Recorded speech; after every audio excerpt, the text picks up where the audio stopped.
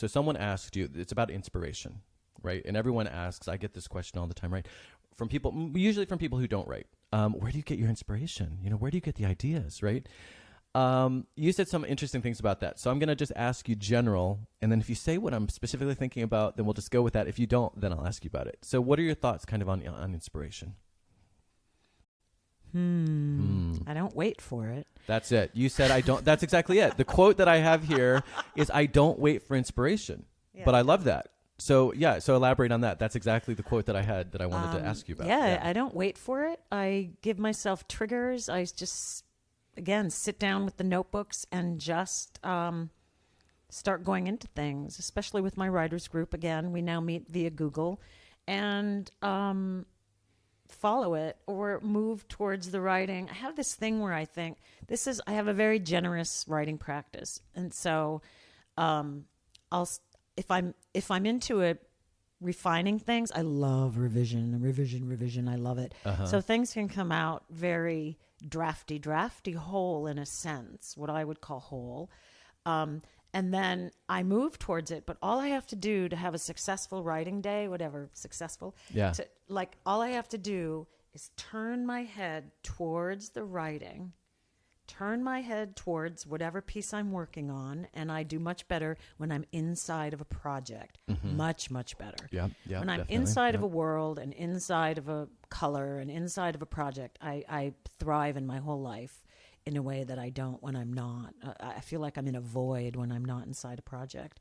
So I turn my head towards it. And even if I'm just reading something over and fiddling with it or playing with it, which is what I'm constantly doing, or doing little experiments with it that don't, I'm like, oh yeah, that doesn't work. Or that doesn't feel right. All day long, whatever that means, 4 hours, 3 hours, whatever. It doesn't matter to me anymore. That's it. That's it for me. That's the process. That's what I do. I think there are texts everywhere. And I mean, I say I don't wait for it, but I give myself exercises. I read, I study texts. I get inspired by teaching. I get inspired by dust laying on the table, but I don't. I cleaned that before you got here. I'm sorry if you see dust. Yeah, it's shiny in different areas. Yeah, it's definitely uneven. Uneven. Yeah. It's like a little collage. Yeah. So I'm being inspired by that duck right now. Arnold is great. Arnold and Edgar should meet. Oh, well. I don't know. Edgar might tear him apart. No. Edgar wouldn't be the least out of fun. bit interested in Arnold. He wouldn't. Edgar unless wouldn't care. Arnold had poop on him. Unless that duck was covered in poop, Arnold would not be interested. I mean, Edgar would not be interested. Yeah. Pardon me. Yeah, I grew up in the country. Yeah. But it's not that I feel inspired. Like there's this notion about the rapture of the small. And I think I saw that in a New Yorker cartoon once, or maybe I'm making it up. But I don't think of it as inspiration for writing necessarily. But in my living, there are things that keep me alive day to day.